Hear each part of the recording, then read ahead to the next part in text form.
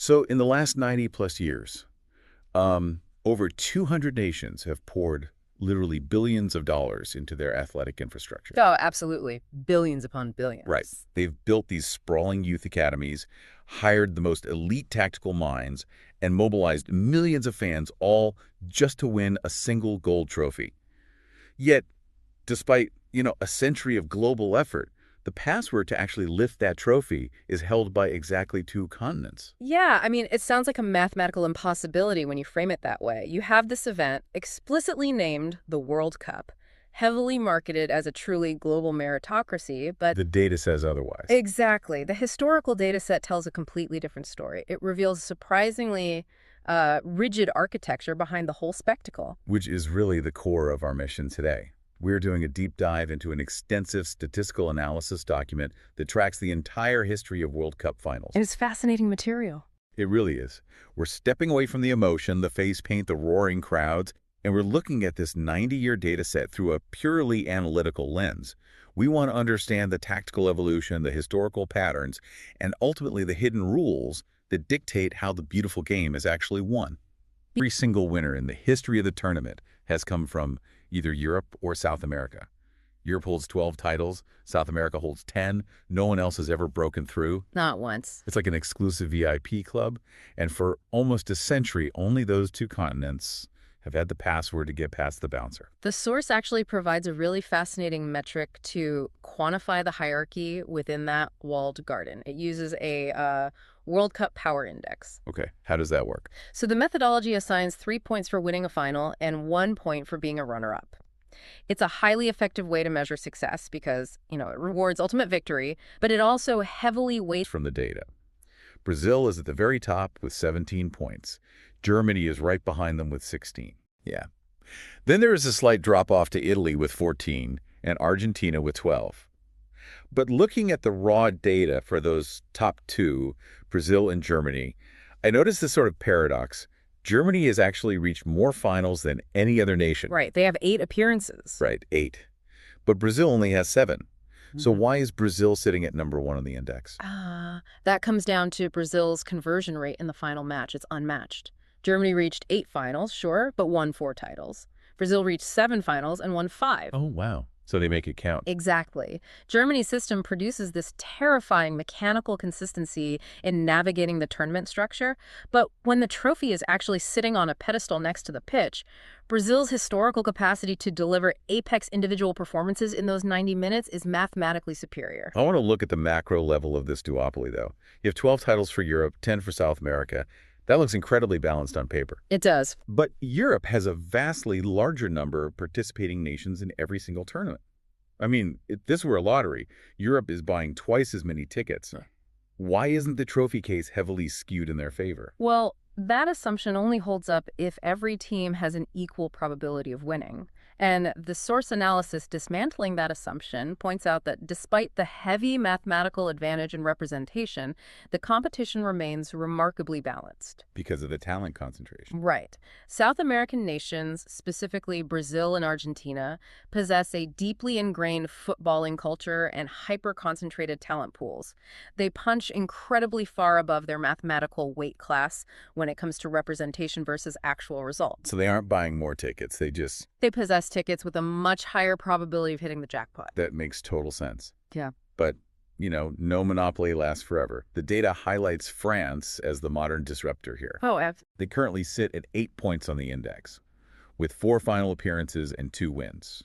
They aren't in the historical Big Four quite yet, but they are the new up-and-comer rapidly climbing the VIP ladder. They're systematically closing the gap. They are, and that concentration of power, the fact that we see the same legacy heavyweights from the same 2 continents constantly clashing on the biggest stage, it produces a really powerful side effect. They become deeply familiar with each other. They study each other's developmental pipelines, their tactical philosophies. That familiarity breeds a very specific kind of tactical evolution. And here's where it gets really interesting for me.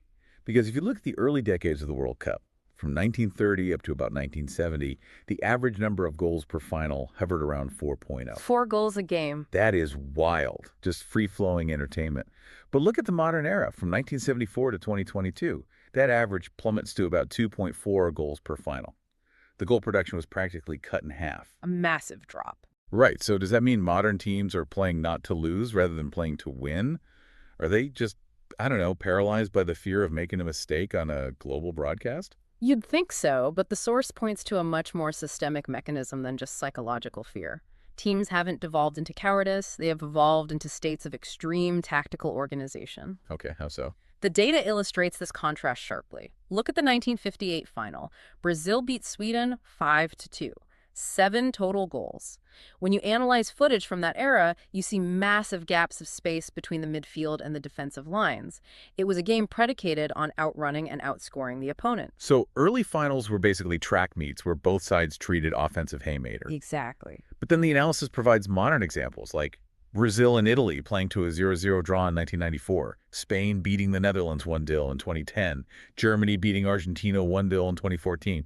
The space just vanishes. If we connect this to the bigger picture, the modern final has fundamentally shifted in its architectural profile. Sports science and rigorous coaching mean that all 11 players move as a synchronized shifting block. Like a single unit. Yes, they compress the physical space on the field. The gaps that existed in 1958 are just gone. Defensive structure, spatial awareness, and shape are prioritized above everything. Because everyone knows each other so well now. Right. When you face an opponent from that same elite VIP club who has spent years dissecting your every attacking pattern, maintaining an unbreakable defensive shape becomes the baseline requirement for survival. So what does this all mean for you as a viewer? If you sit down to watch a modern final, the data suggests you are not going to see a 5-2 blowout. Instead, you are watching a tense, grueling staring contest. That's a great way to put it. It sounds less like a chaotic sporting event and more like a compressed spring. Both teams are squeezing the space, absorbing immense pressure, and just waiting for the other side to make a microscopic structural error so they can snap back on a counterattack. And that compression of space inevitably dictates the clock. If both teams are hyper-organized and refuse to break their defensive shape, it becomes mathematically difficult to resolve the game within the standard 90 minutes. Which brings us to a vital shift in the data regarding how these deadlocks are actually broken. The penalty shootout. Yeah. If no one gives an inch, the game forces a manufactured resolution. And the source has a statistic that completely reframes how we should look at this. 3 of the last 8 finals were decided on penalties. Wow. That is 37.5%. 1994, between Brazil and Italy, was the very first time it ever happened in a final. Then 2006 with Italy and France. Then 2022 with Argentina and France. To fully grasp the magnitude of that 37.5% statistic, you have to look at the timeline. For the first 60 years of this tournament, a final was never decided by a shootout. It was a non-factor. Ever. Suddenly, starting in 1994, it became a frequent reality. A penalty shootout is no longer a rare freak anomaly that teams accidentally stumble into. It is a statistically probable outcome. That changes the entire psychology of the match. Going into a modern final, you know you have slightly better than a 1 in 3 chance that years of global preparation will come down to players kicking a stationary ball from 12 yards away. Which means modern teams actively engineer their tactics around it. Think about it. If you are the slightly weaker team facing a tactically superior opponent, the 0-0 gridlock actually works in your favor. Because a coin flip is better odds. Exactly. Your statistical probability of winning a coin flip shootout might actually be higher than your probability of breaking through their defensive block in open play. We see managers saving specific substitutions for the 119th minute, bringing on players purely to manipulate the mathematics of the shootout.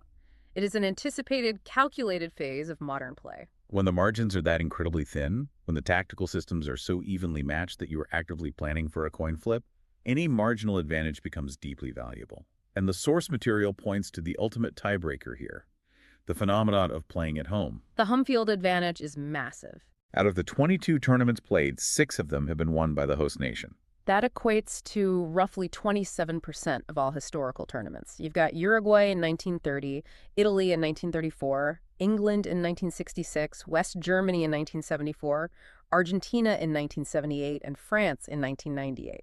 Going back to our analogy of the staring contest, if you are locked in a defensive gridlock, having 80,000 screaming fans backing you up acts as the ultimate psychological weapon to make the opponent blink. It's the one variable that tactical organization can't entirely neutralize. The physical advantages are tangible, too. I mean, you eliminate the fatigue of crossing time zones, your circadian rhythms are uninterrupted. but the psychological component is arguably more potent.